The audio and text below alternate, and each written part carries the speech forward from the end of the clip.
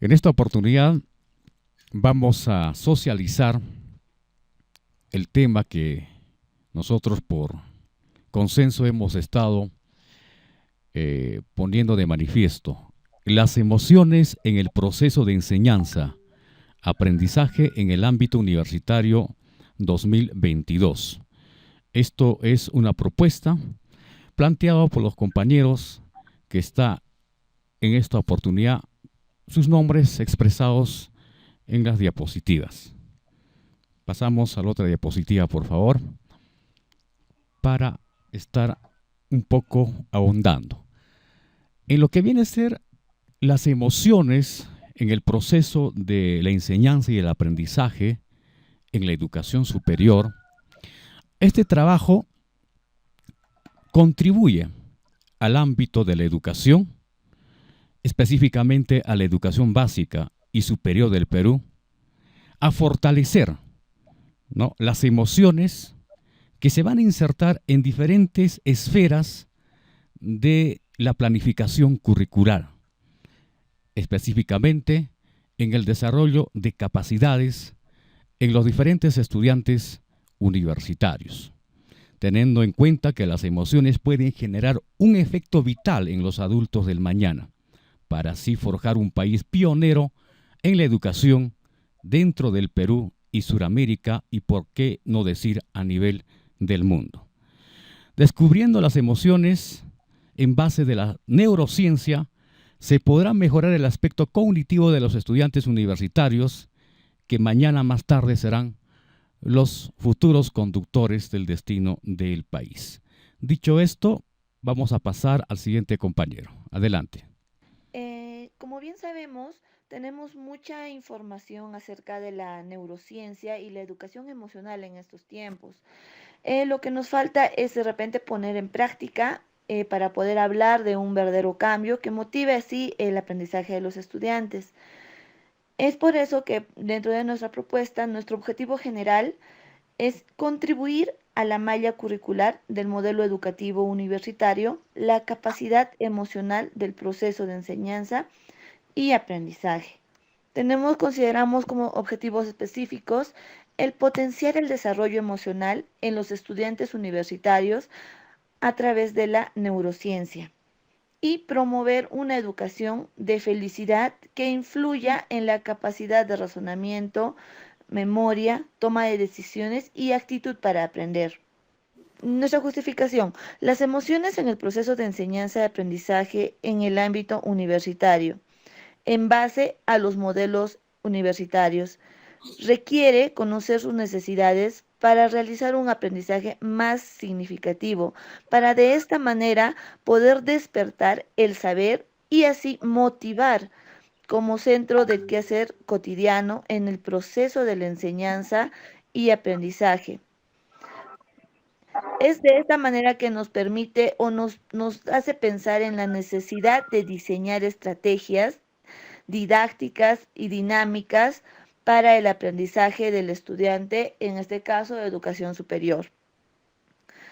Por lo cual nosotros proponemos estrategias de neurociencia para que el estudiante pueda retener sus conocimientos en su memoria a largo plazo, ya que de ella va a depender sus relaciones sociales y la forma que va a enfrentar los retos tanto personales como profesionales. Es así que con las investigaciones realizadas desde el siglo XIX en el ámbito de la neurociencia, nos posibilita descubrir las habilidades, las destrezas que son manifiestas en el saber práctico dentro de un enfoque constructivista de la educación básica y superior. También se propone una educación participativa, dinámica, reflexiva, motivadora en el proceso de las sesiones académicas, de las actividades sociales, culturales, políticas, etcétera, por la que las emociones contribuyen a la forma integral de los estudiantes universitarios en base del enfoque de sus competencias. Es decir, la articulación del conocimiento y emociones se debe realizar en la educación superior con el fin de procurar que los estudiantes sean capaces de generar pensamientos que permitan interpretaciones de valor y definir sus patrones de conducta, es decir, sus valores.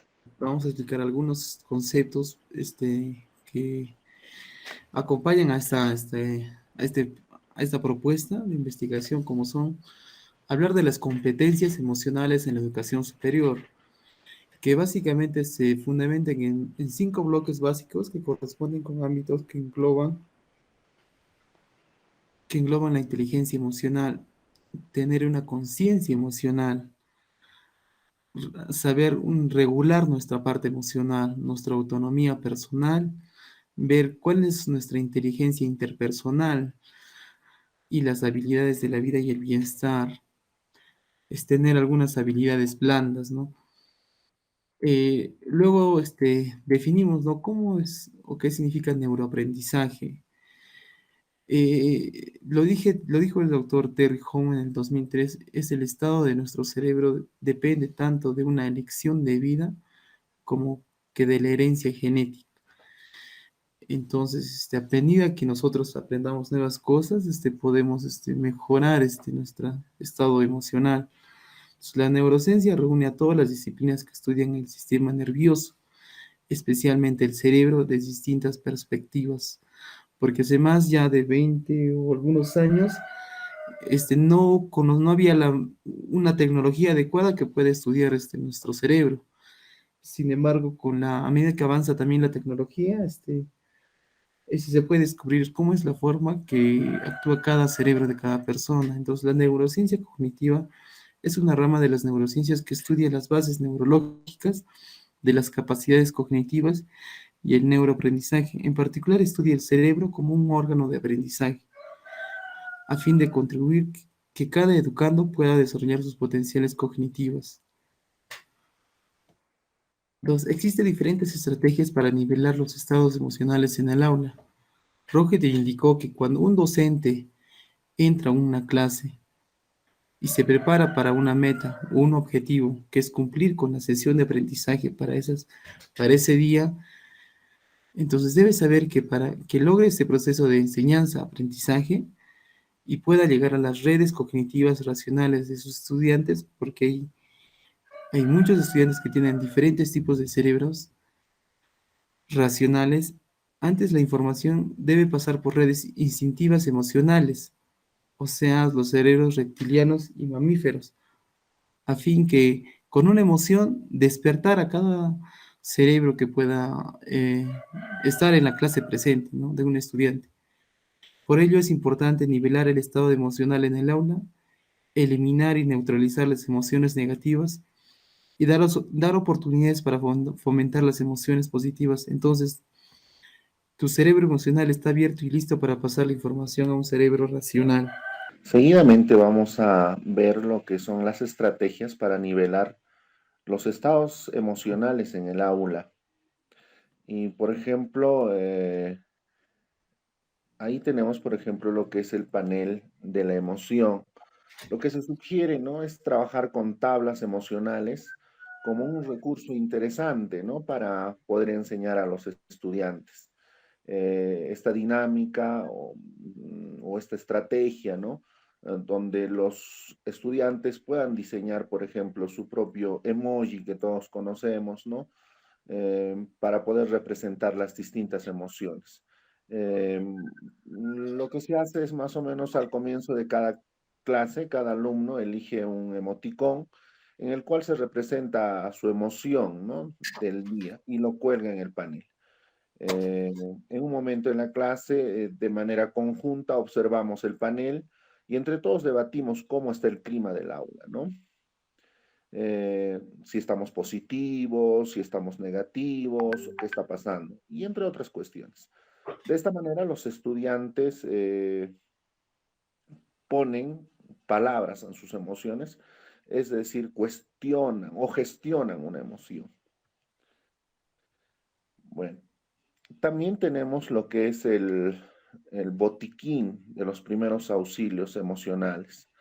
Esta estrategia permite llevar un registro de aquellos alumnos que presentan síntomas fisiológicos o somáticos. Y es común que en la escuela los alumnos manifiesten dolores de cabeza o de garganta, ¿no? O entre otros. Muchos de estos alumnos en la realidad no sienten esos dolores, sino que están somatizando las emociones. El botiquín de los primeros auxilios funciona como un remedio para ese dolor emocional en aquellos alumnos que no lo reconocen como tal. Y bueno, en la siguiente diapositiva, por ejemplo, hablamos de lo que son los ah, recreos cerebrales o neuroacción, ¿no? Esta estrategia se relaciona directamente con la atención. Sabemos que nuestro cerebro está constantemente escaneando su entorno, buscando situaciones de amenaza o de placer, y este proceso es dirigido por la atención. Un adulto tiene la atención sometida de unos 18 minutos promedio, el tiempo en el que el cerebro se mantiene atento en su contexto. Luego de este tiempo, si no percibe cuestiones placenteras o amenazantes, su atención comienza a dirigirse hacia otro lado. Y ustedes se preguntan cómo se relaciona esto con el aprendizaje. Es muy sencillo. Necesitamos realizar recreos mentales o actividad de neuroacción, es decir, pausas de 10 o 15 segundos, ¿no? Aproximadamente. Bueno, en este recreo, ¿no? También utilizar los recreos mentales son un recurso para mantener los cerebros siempre en el aula. Tienen que ser dinámicas, cortas, demandan movimiento del cuerpo, prácticas sencillas de humor y entre otros. Esto hace que los estudiantes puedan oxigenar el cerebro. De esta manera se puede captar la atención de una manera divertida y recreativa. Y bueno, en cuestión a lo que son las emociones en la educación, mm, es crucial recordar que las emociones han sido abordadas a lo largo de la historia, ¿no? Por diferentes disciplinas, la biología o la filosofía, desde los griegos, el psicoanálisis, el freudiano, por ejemplo, ¿no? O la psicología conductista, cognitiva. em, el análisis facial de las emociones, la neurociencia afectiva y la educación. Por mucho tiempo las emociones fueron consideradas irrelevantes y accesorias, motivo por el cual había que ignorarlas e incluso reprimirlas. Incluso en la educación se pensaba que encargaba del pensamiento y el aprendizaje. Se pensaba que las emociones no tenían que ver nada con los procesos cognitivos. Manger, en la cual se desarrolló un concepto de inteligencia emocional y empezó a señalar la necesidad del sistema educativo donde se vincule, por ejemplo, las emociones de manera formal. En la siguiente diapositiva podemos observar también lo que es el trabajo docente y el trabajo emocional. Aquí, por ejemplo, vemos donde el docente tiene que estar conectado emocionalmente, ¿no? con el alumno. Eh, Hablar sobre los procesos emocionales en el trabajo puede ser un gran avance. Si participamos las experiencias concretas de los docentes y contribuimos a reconocer un trabajo sistemáticamente invisibilizado, asimismo, el trabajo docente ha sido descrito como un trabajo emocional afectivo, es decir, la posibilidad de que se incurran cambios significativos entre docentes y estudiantes. Un ejemplo de ello es el aburrimiento, ¿no? O la frustración. Desde un punto de vista emocional, la gamificación ejerce un catalizador, ¿no? De manera que su objetivo principal es la motivación intrínseca. y se propone, por ejemplo, la utilización y la aplicación correspondiente. Un segundo efecto de igual de importante y es de ilicitación las emociones extremas. Y así podemos ver, por ejemplo,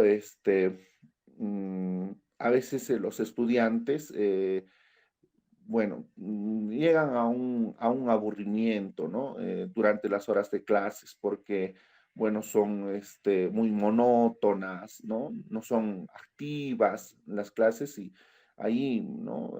No las comprenden probablemente y encuentran emociones como la frustración, por ejemplo. Bien, vamos a proseguir con los recursos. ¿Cuáles son los métodos, las estrategias, las técnicas, los instrumentos que se utiliza para este proceso de enseñanza y aprendizaje en la vida universitaria? Son propuestas que estamos en esta oportunidad dando a conocer para que el Ministerio de Educación y las universidades puedan tomar en cuenta. Los recursos o estrategias metodológicas de proceso de enseñanza se realizan por medios siguientes, por ejemplo, a través de las sesiones didácticas con gamificación. ¿Qué quiere decir esto? Que debe ser entretenida, divertida, utilizando los juegos tradicionales y los juegos modernos, esto en aula, ya que esto va a generar alegría, emoción, va a generar curiosidad en los estudiantes universitarios. La gamificación debe ser constante, eh, fluida, dinámica dentro de las aulas universitarias en el proceso de enseñanza. Pasamos a la otra diapositiva, por favor. En lo que viene a ser las sesiones de enseñanza contextualizado, teoría y práctica en escena. Proponemos esto también, que las enseñanzas deben ser objetivas, en otras palabras, en cancha, en escenario. Si hacemos una sesión teórica, ¿no? Debemos insertarnos también a la práctica. Si aplicamos una capacidad o una asignatura basado en la historia o realidad nacional, tenemos que ir a cancha, buscar un escenario histórico que pueda representar o sustentar la sesión de clase que se ha disertado. Bueno, pasamos a la compañera que pueda decir más recursos. También uno de los recursos que estamos proponiendo es las estrategias didácticas acorde a la capacidad del estudiante, la empatía. eh, en este caso, los estudiantes deben de ponerse en el lugar del docente y viceversa para poder lograr una mejor integración y comunicación y de esta manera generar un ambiente más didáctico en cuanto a la enseñanza. En las exposiciones o socializaciones didácticas, audiovisuales y medios didácticos informativos. Esto nos indica de que las exposiciones no deben ser simplemente proyectadas y dar una explicación, sino de que debemos utilizar en su mayoría gráficos y deben ser más didácticas e incluso utilizar audios que puedan representar de alguna forma el tema del que se está hablando. Asimismo, utilizar los medios didácticos informáticos en estos momentos en que vivimos en un mundo de tecnología. En la sesión de aprendizaje que exista espacios divertidos y relajantes. Justamente se hace referencia en lo que comentaba mi compañero acerca de que son 18 minutos aproximadamente que el cerebro se mantiene atento a algo.